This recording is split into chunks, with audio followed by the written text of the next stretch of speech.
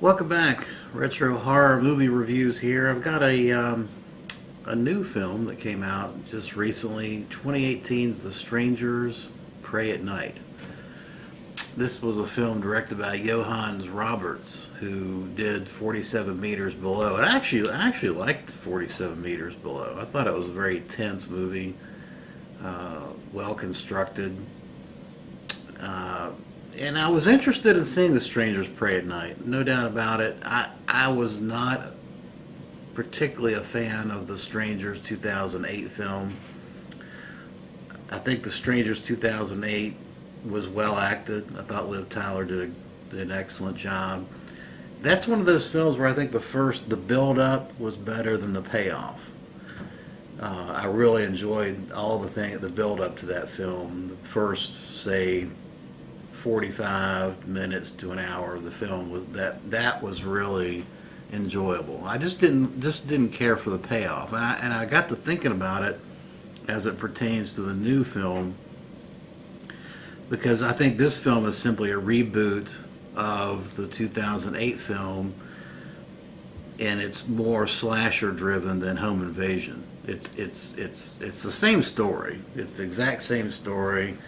You know, you got the exact same characters. You got Baghead and Dollface coming back, and they are, for whatever reason, just for kicks in general, they have no real reason for doing it. It's just mindless, pointless violence that they are terrorizing whoever they can run into. And this one, it's the same story. You don't get any additional. You don't get any fleshing out of their motivations or what's going on with these characters. It's simply the retelling of the same story, but with a lot more slasher elements.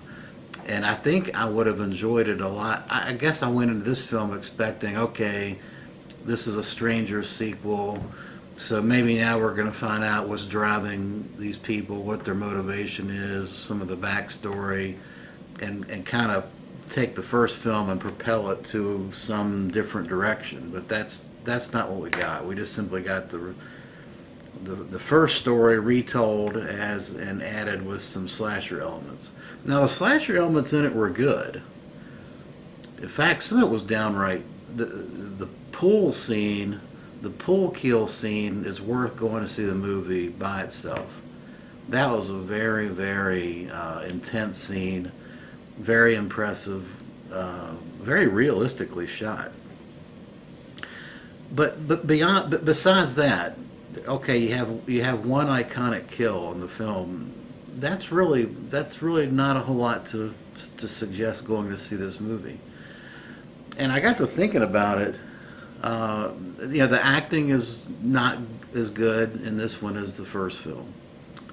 The script and the plot is thin as uh, you know, the thinnest type paper, parchment paper that you could find. It's just they just copied over the first story and threw in some really iconic kill, and there you go. The characters make stupid mistakes, which I guess you could accept that if the film was fun, if the film had kind of this '80s cheesiness and fun to it. You can accept the fact that characters are stupid, make stupid decisions. But really, this film, other than the '80s soundtrack, isn't played for kicks or cheesiness. It's a straight up slasher movie, seriously played, and so when you got characters making stupid decisions, I think it ruins it to some extent.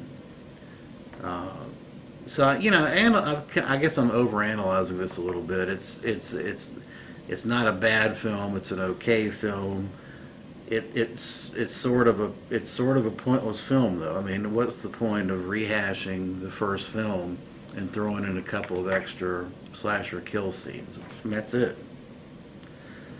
Yeah, the point is to make money. I know what the point is. The first film was successful. Let's just do it exactly like the first one. No one's going to know the difference. It was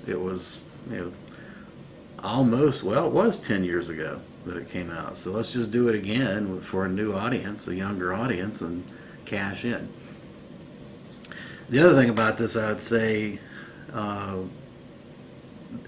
the reason I wanted to do this video was really to talk about a horror trope that is a fascinating trope for me, and that is the idea that you've got a faceless killer whose motivations, you don't know what their motivations are.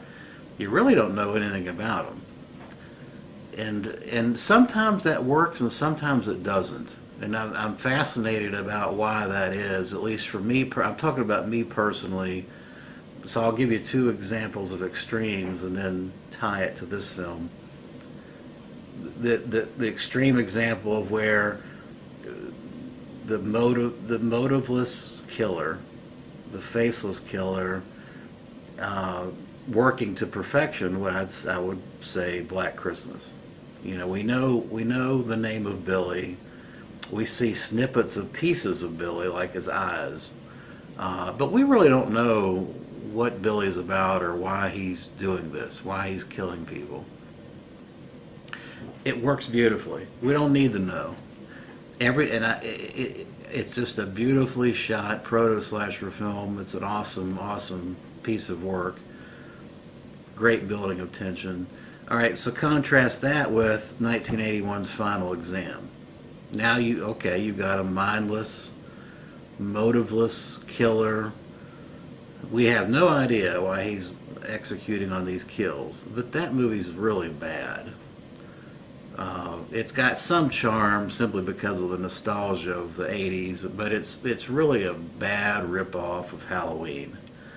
And why is that? So what makes the setup of the story, where we're gonna have a killer that nobody knows about, and he's going to go through a series of kills, and we're not really going to explain why he does it, and that's how the film's going to end. You're not going to get the reasons behind and the backstory to the killer, why it works and why it doesn't. I think it's because of all the other elements around the film. So that's the main plot device, but if you don't have a good story, you don't have good pacing in a film, you don't have good cinematography, you don't have good music, and you don't have good actors, okay, the Final Exams of the world aren't going to work as well as, say, Halloween and Michael Myers. So bringing it forward to this storyline, I didn't like the 2008 film because I felt like it's a very thin home invasion story. And I wanted to know, I needed to know why the killers were doing what they're doing. And the fact is that we didn't know much about the characters and we never got that payoff, I thought made the film deficient in that respect. And 2018's The Strangers Pray at Night's the same deal. It doesn't work because there's just not enough of a story beyond just that simple plot device of the mindless, faceless, pointless killings to propel the story, and the acting is just not strong. So I analyzing this to its lowest common denominator, that of the concept of the killer that has no motives. We don't know anything about him, when it works, when it doesn't work, and this I think is a really mixed bag with me. You've got a minority of times where it works. Halloween, it worked to perfection. Black Christmas worked to perfection. Final Exam doesn't work. The Strangers, it just doesn't work.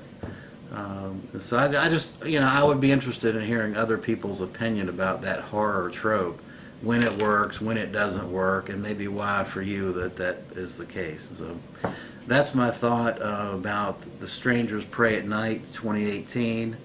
I would still recommend you see it because I think the iconic pool scene kill is worth the price of admission alone.